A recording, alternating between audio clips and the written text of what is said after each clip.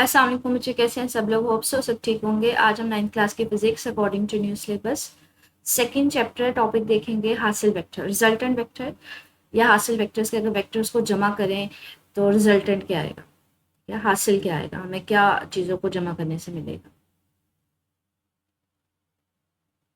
कहते हैं हम दो या दो से ज्यादा वेक्टर्स को जमा करके एक वेक्टर हासिल करते हैं, ये क्या कहलाता है? हासिल वेक्टर कहलाता है। तो बच्चे ये हमारे पास जो है ये डेफिनेशन है हासिल वेक्टर की, कि जब दो या दो से ज्यादा वेक्टर्स को आप जमा करते हो तो वो आपको क्या देता है? हासिल वेक्टर देता है।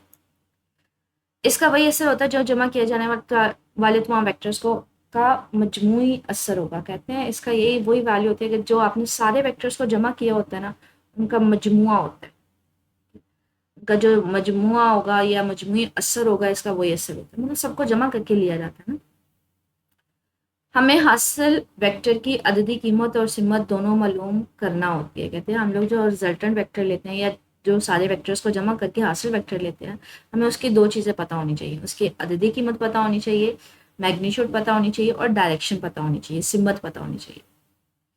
इसलिए ये स्केलर्स की जमा से बिल्कुल मुख्तलिफ होता है। कहते हैं इसको आम स्केलर्स की तरह नहीं जमा किया जाता। जैसे हम लोग स्केलर्स नंबर्स को जमा करते हैं, 2+2 कितने हो गए 4, 5+8 कितने हो गए आप 13, ऐसे नहीं जमा करते। इसको जमा करने का एक तरीका होता है और उस तरीके को आप नाम क्या देते हो? Head to tail rule. Vectors को जमा करने के एक तरीके को शक्ल के जरिए ग्राफिकल का इजहार ग्राफिकल का तरीका कहा जाता है। ठीक है, अच्छा, एक हेड टू टेल रूल होता है शक्ल के जरिए वेक्टर्स को जमा करना होता है, वो क्या होता है वो देखते हैं। ठीक है, हेड टू टेल रूल भी अभी हम लोग इसमें देखेंगे क्या होता है। यहाँ पे हम शक्ल बना के वेक्टर्स को ऐड करेंगे, किस तरह से करेंगे वो देखेंगे। अभी आपने सिर्फ और सिर्फ हासिल वेक्टर में यहाँ पे आपने ये वाली लाइन याद करनी है कि हम वेक्टर्स, हासिल वेक्टर होता क्या है, और दूसरा है कि शक्ल के जरिए वेक्टर्स को जमा किस तरह से किया जाता है। कहते हैं सपोज करें ये आए हमारे पास दो वेक्टर्स हैं v1 और v2। दो वेक्टर्स हैं, एक हमारे पास v1 है और एक हमारे पास क्या है v2, जिनकी अददी कीमत 300 न्यूटन और 400 न्यूटन। एक वेक्टर की वैल्यू 300 न्यूटन है और दूसरे की 400 न्यूटन। लेकिन बच्चे 300 न्यूटन और 400 न्यूटन को शक्ल बनाना तो मुश्किल होता है, क्योंकि आप लोग जो फुट्टा लेते हो या स्केल लेते हो उसके ऊपर जो वैल्यूज होती हैं वो किस में होती हैं? वो तो सेंटीमीटर्स में होती हैं या मीटर्स में आप लंबाई वगैरह ड्रॉ करते हो, लाइन्स ड्रॉ करते हो। आप न्यूटन में तो आपको कोई स्केल नहीं मिलेगा ना, कोई फुटा वगैरह नहीं मिलेगा, तो आप क्या करोगे? न्यूटन को कन्वर्ट करवाओगे सेंटीमीटर में। आप कंसीडर करोगे कि 100 न्यूटन जो है वो किसके इक्वल है? 1 सेंटीमीटर के। तो फिर 300 न्यूटन किसके इक्वल हो जाएंगे? 3 सेंटीमीटर के। तो आप स्केल को रख के जितना उसमें 3 सेंटीमीटर होगा उतना डॉट लगा के, उतनी लाइन लगा के आप उसके पास वेक्टर आ जाएगा। इसका मतलब क्या है? 3 सेंटीमीटर का मतलब क्या है? ये 300 न्यूटन है, क्योंकि हमने 1 सेंटीमीटर को किसके इक्वल ले लिया? 100 न्यूटन के। तो मैंने अपनी मर्जी से ना यहाँ पे एक स्केल सेट कर लिया, क्योंकि फुटे या हमें जो स्केल अवेलेबल होते हैं, जो मिलते हैं, उसके ऊपर जो होती है नंबरिंग वो सेंटीमीटर में होती है। न्यूटन वगैरह में आपको कोई फुटा या स्केल नहीं मिलेगा। तो यहाँ पे उसका मुतबादिल यही है कि इसको कन्वर्ट करवा लेते हैं। न्यूटन को आप सेंटीमीटर में ले लेते हो, तो 100 न्यूटन को आपने किस में ले लिया? 1 सेंटीमीटर में। तो यहाँ पे शक्ल के जी कहते हैं हमारे पास दो वेक्टर्स ले v1 और v2 जिनको जमा करना है। इनकी अद्वितीय कीमतें किसके इक्वल है? 300 न्यूटन और 400 न्यूटन। अब एक्स एक्सिस के साथ कितना कितना एंगल बना रही है? 30 डिग्री और 60 डिग्री। ठीक है, जो 300 न्यूटन है वो 30 डिग्री बना रही है एक्स एक्सिस के साथ, और 400 न्यूटन कितना बना रही है? 60 डिग्री। कहते हैं एक मुनासिब स्केल मुंतखब करके, मतलब हमें स्केल वगैरह आप डिसाइड करना है, क्योंकि 300 न्यूटन या 400 न्यूटन स्केल पे नहीं होता। मतलब ऐसा कोई फुटा नहीं होता जिसमें रीडिंग जो है, ये वैल्यूज जो है वो न्यूटन में हो। आप क्या करते हैं? न्यूटन को सेंटीमीटर में कन्वर्ट करोगे। तो मैं क्या लेती हूँ? 100 न्यूटन जो है वो 1 सेंटीमीटर है। तो 300 न्यूटन किसके इक्वल होगा? 3 सेंटीमीटर का। 3 सेंटीमीटर की फुटे की मदद से लाइन लगाई। और 400 न्यूटन किसके इक्वल होगा? 4 सेंटीमीटर के। तो स्केल इसकी लाइन लगाई। हम वेक्टर्स बना सकते हैं जैसा कि शक्ल में ये आपको बता दिया गया है। इन वेक्टर्स को, अब ये दो वेक्टर्स हैं, इनको हमने जमा करना है। अब इनको जमा किस तरह से किया जाता है, वो इसके लिए एक रूल होता है। वो क्या होता है? हेड टू टेल रूल होता है। Head to tail rule. अब हेड टू टेल रूल बच्चे इस्तेमाल किया जाता है जब भी आपने वेक्टर्स को जमा करना होता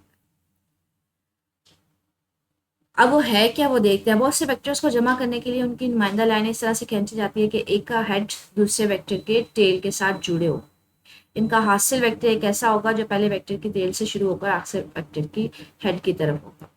अच्छा, ये दो लाइनें मैंने अभी पढ़ दी हैं, इसको समझते हैं थोड़ा सा। अब ये मैंने वेक्टर एक पीछे ड्रॉ कर दिया ना, इसका ये जो एरो वाला निशान वाला हिस्सा होता है ना, इसको बोलते हैं हेड, और जहाँ से स्टार्ट हो रहा होता है उसको बोलते हैं टेल। तो ये वेक्टर अगर v1 है तो इसका हेड ये है और टेल ये है, और ये अगर v2 है दूसरा वेक्टर है, इसका हेड ये है और इसकी टेल ये है।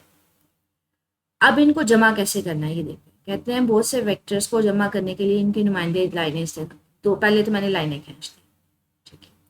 अब क्या करना है, एक वेक्टर का हेड दूसरे वेक्टर की टेल के साथ जोड़े। अब इस तरह इन दोनों को ड्रॉ करना है कि एक का हेड दूसरे की टेल के साथ। मैंने क्या किया था कि जो वेक्टर v1 है वो वैसे पड़ा रहने दिया है, जो दूसरा वेक्टर यहाँ पे पड़ा था ना उसको उठा के मैं v2 को इधर ले गई, और उसको उठा के किस तरह से लेके गई हूँ, उसको उठा के मैंने क्या किया यहाँ पे ले गई हूँ। किस तरह से कि मैंने इसको यहाँ से उठा के यहाँ पे लेके गई हूँ, इस तरह से कि इसकी जो टेल है इस वेक्टर के हेड के साथ अब मैंने मिला दिया, ठीक है। इसको उठाया यहाँ पे ले गई हूँ कि इसकी टेल फर्स्ट वेक्टर के हेड के साथ हो। तो यहाँ पे उसने ये चीज शो की है कि सेकंड वेक्टर को उठा के मैं यहाँ पे लेगी, इसकी हेड जो है टेल जो है ना फर्स्ट वेक्टर के हेड के साथ में। अब उनका हासिल वेक्टर किस तरह से होगा, जो कि पहले वेक्टर की टेल से शुरू होकर आखिरी वेक्टर के हाथ। मैंने इसको दोनों को इस तरह से लगा दिया। अब हासिल वेक्टर क्या होगा, यहाँ से एक लाइन यहाँ तक मैं खींचूंगी। अब ये हासिल वेक्टर कहाँ से स्टार्ट हो रहा है, पहले वेक्टर की टेल से, क्योंकि पहला वेक्टर ये था और दूसरा वेक्टर ये था। तो ये स्टार्ट कहाँ से हो रहा है, पहले वेक्टर की टेल से और दूसरे वेक्टर के हेड तक जा रहा है। तो ये हमारे पास क्या है, हासिल वेक्टर। हासिल वेक्टर मिल गया हमें।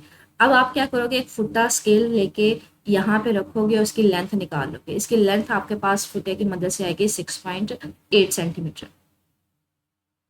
1 सेंटीमीटर किसके इक्वल था, 100 के। तो अब 6.8 किसके इक्वल होगा, 6.8 को 100 से मल्टीप्लाई करें तो वो 680 हो जाएगा। तो यहाँ पे यही कह रहे हैं कि हासिल वेक्टर को शक्ल 2.4 में दिखाया गया, इसकी लंबाई की पैमाइश है। आप इसकी लेंथ आपने मैयर कर लिया, निकाल लिया फुटे की मदद से। अब आपने इसका निकालना है कि कितनी वैल्यू है, क्योंकि 1 सेंटीमीटर को आपने किसके इक्वल लिया था, 100 न्यूटन के। तो इसको 100 से मल्टीप्लाई करेंगे तो इसका मतलब है हासिल वेक्टर दोनों को जमा करके कितना आएगा, 680 न्यूटन। और इसकी डायरेक्शन किस तरफ होती है, वो हमारे पास पहले वेक्टर के टेल से लेके सेकेंड वेक्टर के हेड तक होती है। और ये एंगल कितना बना रहा है, ये आपके पास एंगल बना रहा है 49 डिग्री, ठीक है। ये जो एंगल है ना, ये आगे आप फर्दर देखेंगे भी, ये डी की मदद से फाइंड आउट करते हैं, ज्योमेट्री में होती है एक डी। अच्छा, इस तरह से ना कि डी हमारे पास होती है ज्योमेट्री बॉक्स में, ठीक है। इसकी मदद से ना ये आपके पास एंगल आप निकालते हो। ये आपको फर्दर दिखाएंगे भी, समझाएंगे भी फर्दर हाई क्लासेस में भी कि आप ये एंगल कैसे डी की मदद से निकाल सकते हो। तो ये एंगल कितना बनाता है, 49 डिग्री। हम दो या दो से ज़्यादा वेक्टर्स को हासिल तरीका भी इसी तरीके से इनको हेड टू टेल रूल के मदद से जमा कर सकते हैं। मुझे ये हमने दो वेक्टर्स को ऐड किया, एक वेक्टर ये था, एक ये था। मैं इसको उठा के इसके ऊपर रख दिया और दोनों को जमा कर दिया, ठीक है। हेड टू टेल रूल ये वाला है। अगर शॉर्ट क्वेश्चन में आता है हेड टू टेल रूल क्या है, तो वो यहाँ से लेके यहाँ तक है। अगर लॉन्ग क्वेश्चन में आता है कि शक्ल के जरिए वेक्टर्स को जमा करें, तो ये सारा आएगा, ठीक है। कहते हैं अगर ज्यादा हमारे पास दो से ज्यादा वेक्टर्स हैं तो कहते हैं उनको भी हेड टू टेल रूल के अकॉर्डिंग ही जमा करेंगे। अब ये एक्सरसाइज में किस तरह से आ सकते हैं वो देखते हैं। अच्छा, यहाँ पे क्वेश्चन है वेक्टर्स की जमा का हेड टू टेल रूल बयान करें। अच्छा, ये शॉर्ट क्वेश्चन है, ठीक है, मुख्तसर सवाल है। तो इसमें जो मैंने आपको मार्क करवानी है दो लाइनें हेड टू टेल रूल, ये नीचे है, ये मेरे पास ये दो लाइनें शॉर्ट क्वेश्चन में, इनका आंसर ये है, ठीक है, कि हेड टू टेल रूल है क्या, ये वाली दो लाइन। क्या वेक्टर एक वेक्टर के हेड को दूसरे वेक्टर के टेल से मिला देते हो, उन दोनों को जमा करके आप रिजल्टेंट कैसे लेते हो, फर्स्ट वेक्टर की टेल से आखिरी वेक्टर के हेड तक। तो स्टिल कोई पॉइंट मिसिंग हो, कुछ पूछना हो तो मेरे से कमेंट सेक्शन पूछ लीजिएगा। ओके, अल्लाह हाफिज़।